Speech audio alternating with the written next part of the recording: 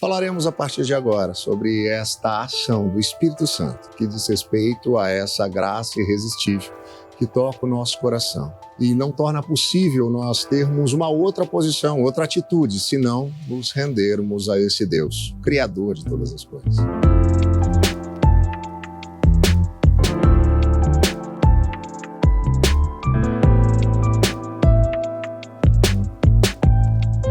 Falando a respeito disso, o pastor John Piper certa vez escreveu: a graça irresistível se refere à obra soberana de Deus, de sobrepujar toda a rebelião do nosso coração e trazer-nos a fé em Cristo Jesus, para que dessa maneira possamos ser salvos. Se nossa doutrina da depravação total é verdadeira, não poderia existir salvação sem a realidade dessa graça irresistível. Se estamos mortos em nossos pecados, totalmente incapazes de nos submetermos a Deus, então nunca creríamos em Cristo, a menos que Deus sobrepujasse a nossa rebelião. E é exatamente isso que Ele faz através da ação do Espírito Santo na nossa vida. É sobre isso que nós conversaremos e olharemos para a palavra de Deus na carta que o apóstolo Paulo escreveu à igreja de Roma, que diz o seguinte: da mesma forma, o Espírito nos ajuda em nossa fraqueza, pois não sabemos como orar, mas o próprio Espírito intercede por nós com gemidos inexprimíveis. E aquele que sonda os corações conhece a intenção do Espírito, porque o Espírito intercede pelos santos de acordo com a vontade de Deus. Sabemos que Deus age em todas as coisas para o bem daqueles que o amam, dos que foram chamados de acordo com o seu propósito. Pois aqueles que de antemão conheceu também os predestinou para serem conformes à imagem de seu Filho, a fim de que ele seja o primogênito entre muitos irmãos. E aos que predestinou, também chamou, aos que chamou, também justificou, aos que justificou, também glorificou. Olhando para os princípios aqui estabelecidos pelo apóstolo Paulo, escrevendo à igreja de Roma, nós percebemos que essa graça irresistível evidencia uma ação do Espírito Santo. Quando falamos a respeito da depravação total, fizemos alusão à natureza do ser humano. Quando falamos da eleição incondicional, percebemos os desígnios dos propósitos de Deus. Quando falamos da expiação limitada, entendemos um pouco mais da obra redentora de Jesus morrendo pelos seus. E agora, falando sobre a graça irresistível, o foco repousa sobre a ação do Espírito Santo. No versículo 26, o apóstolo Paulo nos diz que o Espírito de Deus é aquele que nos ajuda em nossa fraqueza. Nós nem sequer sabemos falar com Deus, nós nem sequer sabemos orar, mas o Espírito Santo intercede por nós, se necessário for, com gemidos inexprimíveis. Repare uma coisa, essa graça é irresistível e ela vem da parte de Deus, porque é o próprio Deus que age em nossa direção na pessoa do Espírito Santo. Em outras palavras, de forma mais contemporânea, ou nem tão contemporânea assim, o Espírito Santo é aquele que faz cair a ficha. É Ele que nos leva a perceber e entender a maravilhosa história da redenção revelada em Cristo Jesus. Porque somente Ele é quem nos convence do pecado, da justiça e do juízo. Sem a ação do Espírito Santo, nós não conseguimos nos perceber pecadores. Talvez você já tenha tido essa experiência antes de ser alcançado pela graça de Deus. Nós sempre nos comparamos com pessoas que nós julgamos serem piores do que nós mesmas e fazemos isso a vida inteira. O marido questionado pela esposa por só se dedicar ao trabalho e não dar atenção a ela e aos filhos, e ele então responde: mas eu não sou como o marido da sua prima que chega em casa bêbado às 2 da manhã. Nós sempre nos enxergamos bons e muitas vezes, mesmo dentro da igreja, nós temos a errônea ideia de que existem 2 tipos de pessoas, as boazinhas como nós, que estão sentadas assistindo o culto, e as que não prestam e estão do lado de fora, mas isso não é verdade. Como eu já disse anteriormente, eu e você estamos incluídos no pacote dos que não prestam. O Espírito Santo é aquele que nos faz perceber isso. Ele é quem nos convence que somos pecadores e nos faz perceber que não há como resolver essa situação e que a única possibilidade é a condenação. E então, quando o Espírito Santo faz isso, traz a nós a percepção da possibilidade de uma intervenção divina. Essa ação, que é a obra redentora de Jesus, só é compreendida por mim e por você pela ação do Espírito. E essa ação continua no nosso dia a dia. Nos auxilia em meio aos momentos mais complicados e difíceis, faz a gente perceber em meio a algumas situações que não devemos seguir determinado caminho, mas talvez que tenhamos que mudar a nossa direção. É Ele quem abre nossos olhos quanto à salvação, nos leva a perceber que de fato precisamos ser salvos. Muitas vezes, quando falamos que Jesus é o nosso Salvador, aqueles que não foram alcançados pela graça, não foram tocados pelo Espírito, nos questionam dizendo: salvo de quê? Eu não estou em apuros. Mas o Espírito Santo, quando nos convence do pecado, da justiça e do juízo, abre os nossos olhos e nos faz perceber o quanto precisamos ser redimidos, o quanto precisamos ser salvos, e nos orienta quanto à nossa conduta. Aqui temos um aspecto interessante. A graça é irresistível no que diz respeito à salvação, porque é o Espírito Santo quem abre nossos olhos, e então a ação redentora de Jesus passa a ter efeito em nós. Mas o Espírito Santo não age como um tipo de ditador, ele não nos obriga a segui-lo. Nós que vivemos ainda em um mundo que jaz o maligno, que vivemos ainda à mercê do mundo que está completamente contaminado pelo pecado, às vezes acabamos sendo seduzidos em algumas ocasiões e não damos ouvidos ao que o Espírito está dizendo. É isso que o apóstolo Paulo fala quando ele afirma que nós apagamos ou entristecemos o Espírito. Isso significa que você foi alcançado pela graça de Jesus, e por ser um discípulo dele que está ainda em um mundo caído, muitas vezes se deixa seduzir por algo que está completamente contaminado pelo pecado. E neste momento, o Espírito Santo sopra aos seus ouvidos: ei, isso não é bom, isso não vai fazer bem para você. Ei, isso fere o coração de Deus. Em um primeiro momento, nós nos assustamos e respondemos: opa, não vou mais fazer isso. Mas em outras ocasiões, o Espírito Santo está falando, estamos olhando para o outro lado e continuamos tendo o mesmo tipo de atitude inconveniente.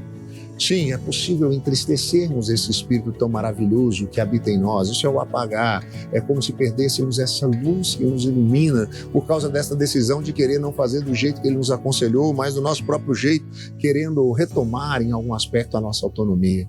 É preciso deixar bem claro, todavia, que isso não significa que nós perdemos a nossa salvação, uma vez que recebemos graciosamente de Deus por meio do que Jesus fez, e como trataremos mais adiante, os eleitos de Deus perseveram. Entretanto, desobedecer, entristecer ou apagar o Espírito significa que iremos enfrentar diversas dificuldades. Porque quando passamos a fazer as coisas do nosso jeito e não do jeito de Deus, nós temos problemas e as consequências virão. Por isso precisamos ficar atentos a isso e perceber o direcionamento do Espírito para a nossa vida. Mas a graça irresistível evidencia também o propósito e a soberania de Deus. E aquele que sonda os corações conhece a intenção do Espírito, porque o Espírito intercede pelos santos de acordo com a vontade de Deus. O propósito da nossa existência está naquele que nos chamou por intermédio do Espírito Santo. O nosso breve catecismo de Westminster, na sua primeira pergunta, respondendo ao questionamento qual é o fim principal do ser humano, nos afirma que o fim principal da existência do ser humano é glorificar a Deus sobre todas as coisas e encontrar prazer, se alegrar no relacionamento com Deus. Esse é o objetivo da nossa existência. E nós só encontramos significado na nossa vida quando efetivamente vivemos para a glória de Deus. A graça irresistível evidencia esse propósito de vivermos para a glória de Deus. Ela muda a nossa mente e passamos a perceber que não vivemos para nós mesmos, para o nosso próprio bem-estar, como aquela afirmação que muitas vezes ouvimos por aí: eu tenho direito de ser feliz. Nós entendemos que esse prazer que algumas coisas podem nos oferecer é momentâneo, mas nós vivemos para a glória de Deus. O Espírito Santo, então, é aquele que testifica em nós a vontade de Deus, porque Ele sabe qual é essa vontade. O nosso coração é enganoso e não sabe o que é melhor para nós, não sabe qual é o propósito da nossa vida e muitas vezes desconhece a nossa vocação. Mas o Espírito nos coloca nos trilhos porque nos atesta isso, porque Ele evidencia o propósito da soberania do próprio Deus. E a vontade de Deus para a nossa vida é boa, perfeita e agradável. É verdade, muitas vezes nós não entendemos porque algumas coisas acontecem conosco.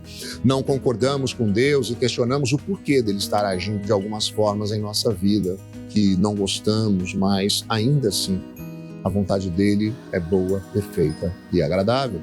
A graça irresistível evidencia o chamado eficaz. Nós sabemos que Deus age em todas as coisas para o bem daqueles que o amam, dos que foram chamados de acordo com o seu propósito. Deus age em tudo para o bem daqueles a quem Ele chamou. Repare que muitas vezes nós ouvimos este versículo e colocamos uma ênfase demasiada na palavra bem, dizendo tudo coopera para o meu bem, Deus age para o meu bem. Inclusive temos inúmeras correntes teológicas espalhadas por aí dizendo que Deus é um refém, obrigado a fazer o bem para mim e para você o tempo inteiro. Mas isso não é verdade. A ênfase deste versículo não está no bem, ela está no tudo. Deus é aquele que age em todas as coisas, mesmo no momento difícil, mesmo no momento da dor, mesmo no momento da perda, mesmo no momento da frustração, mesmo no momento do luto. Deus é aquele que age em todas as coisas para o bem daquele a quem Ele chamou. Ele nos chamou por meio do seu Espírito, Ele tocou o nosso coração e nos despertou, Ele nos chama e cuida de nós. O principal aspecto aqui diz respeito à nossa redenção, afinal de contas, ainda que Deus não fizesse mais nada por nós e não nos desse mais nada, já poderíamos nos dar por satisfeitos, porque Ele nos deu Cristo Jesus, aquele que assegura a nossa salvação, aquele que é o nosso Redentor. Mas ainda assim, Ele cuida de nós, Ele tem um compromisso real, verdadeiro, não com os nossos desejos e vontades, mas com as nossas necessidades. Nós só conseguimos amar a Deus porque Ele nos amou primeiro. Se não houvesse essa graça irresistível nos chamando para Ele, nós nem sequer conseguiríamos percebê-lo na grandeza da ação maravilhosa de Jesus. Eu e você podemos amar a Deus como resposta, porque Ele nos amou primeiro e isso é libertador. Porque eu vejo hoje, na igreja evangélica brasileira, muitas pessoas que sofrem carregando um fardo muito pesado. Pois elas acreditam que têm que fazer alguma coisa para conquistar o amor de Deus e que Ele só vai amá-las se elas seguirem algumas normas e se estiverem em algum tipo de determinado comportamento. Somente assim Deus vai derramar o seu amor para com elas. Mas não é assim que Deus age. Pois primeiro, Ele derrama da sua graça. Nós aprendemos isso ao longo de toda a Bíblia. Vamos nos lembrar lá da história de Israel no Antigo Testamento. Povo cativo, 400 anos no Egito, e ele é liberto. Deus não disse a eles, vamos fazer um acordo aqui, vocês vão seguir algumas leis, eu vou esculpir para vocês aqui 2 tábuas de pedra, então vocês vão observar tudo direitinho, ipsis literis, todos esses mandamentos. Aí durante 40, 50, 80 anos, se vocês fizerem tudo direitinho, eu liberto vocês da escravidão no Egito. Foi assim que Deus fez? Não. Deus graciosamente os libertou da escravidão e depois deu a lei para que eles pudessem viver em liberdade. Assim é também conosco. Deus é aquele que nos ama e nós então o amamos como resposta. Isso é libertador, isso tira um peso das nossas costas. Essa ideia de acreditar que você precisa fazer algo para conquistar o amor de Deus é escravizadora, sabe por quê? Primeiramente porque você vai ficar o tempo inteiro refém disso, mas também porque é impossível que você consiga isso. Porque o padrão de bondade de Deus é o próprio Deus. Eu e você nunca vamos atingir esse padrão, porque o mal é uma realidade na nossa vida. Nós o amamos porque Ele nos amou primeiro. O amor de Deus é percebido por nós quando o Espírito Santo toca o nosso coração, quando Ele nos convence do pecado, da justiça e do juízo. Quando essa graça irresistível nos toca, conseguimos perceber que somos amados por Deus. Então conseguimos ouvir em nossa mente, no nosso coração, as mesmas palavras que foram faladas a respeito de Jesus. Então a voz dos céus disse, este é o meu Filho amado, em quem me agrado. Isso não se dá pela nossa capacidade de amar ou fazer, mas sim por aquilo que Jesus fez. E nós só entendemos isso pela ação do Espírito Santo em nossa vida. A graça irresistível é ela que evidencia o caráter de Cristo em nós. Pois aquele que de antemão conheceu também os predestinou para serem conformes à imagem de seu Filho, a fim de que ele seja o primogênito entre muitos irmãos.